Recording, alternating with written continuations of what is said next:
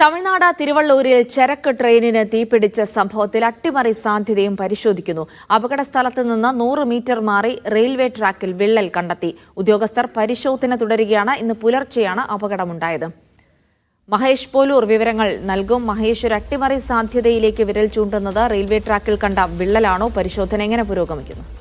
ജിൽസി, അതെ, റെയിൽവേ ട്രാക്കിൽ, അതായത് ഈ അപകടം നടന്നിരിക്കുന്ന സ്ഥലത്തോട് ചേർന്ന് ഏതാണ്ട് ഒരു 100 മീറ്റർ മാറി റെയിൽവേ ട്രാക്കിൽ ഒരു വിള്ളൽ കണ്ടെത്തി. ആ വിള്ളൽ ഈ അപകടത്തിന് കാരണമായിട്ടുണ്ടോ എന്നുള്ളതാണ് ഇപ്പോൾ പരിശോധിക്കുന്നത്. ഒരു അട്ടിമറി സാധ്യത തള്ളിക്കളയുന്നില്ല അന്വേഷണ ഉദ്യോഗസ്ഥർ. പ്രാഥമികമായ അന്വേഷണം ഇപ്പോഴും തുടരുകയാണ്. കൂടുതൽ റെയിൽവേയുടെ ഉദ്യോഗസ്ഥർ സംഭവ സ്ഥലത്തേക്ക് എത്തുന്നുണ്ട്. തീ ഏതാണ്ട് അണച്ചു തുടങ്ങിയിട്ടുണ്ട്. എന്തായാലും ഒരു 1.5 മണിക്കൂർ കൂടി സമയമെടുക്കുമെന്നാണ് ഇപ്പോൾ ഏറ്റവും ഒടുവിൽ അറിയിച്ചിരിക്കുന്നത്. ഇപ്പോൾ ചെന്നൈയിൽ നിന്ന് വരുന്ന ഏറ്റവും പുതിയ വിവരം അനുസരിച്ച് 13 ട്രെയിനുകൾ റദ്ദാക്കി 12 ട്രെയിനുകൾ വഴി തിരിച്ചുവിട്ടു എന്നുള്ളതാണ്. ചില ട്രെയിനുകൾ ഭാഗികമായി റദ്ദാക്കുകയും ചെയ്തിട്ടുണ്ട്. ഇപ്പോൾ യാത്രക്കാർക്ക് വേണ്ടി ഒരു പ്രത്യേക ബസ് സൗകര്യം ചെന്നൈയിൽ നിന്ന് അവിടെ ഏർപ്പാടാക്കിയിട്ടുണ്ട് റെയിൽവേ. ഒപ്പം തന്നെ അവിടെ ഒരു ഹെൽപ്പ് ഡെസ്കും ആരംഭിച്ചിട്ടുണ്ട് യാത്ര സംബന്ധിച്ച വിവരങ്ങൾ നൽകുന്നതിനായി. എന്തായാലും തീയണയ്ക്കാനുള്ള ശ്രമം ഒരു വശത്ത് തുടരുന്നുണ്ട്. അട്ടിമറി സാധ്യതയുടെ അന്വേഷണവും പുരോഗമിക്കുകയാണ്. ജിൽസേ, ശരി, മഹേഷ് പോലൂരാണ് വിവരങ്ങൾ നൽകിയത്.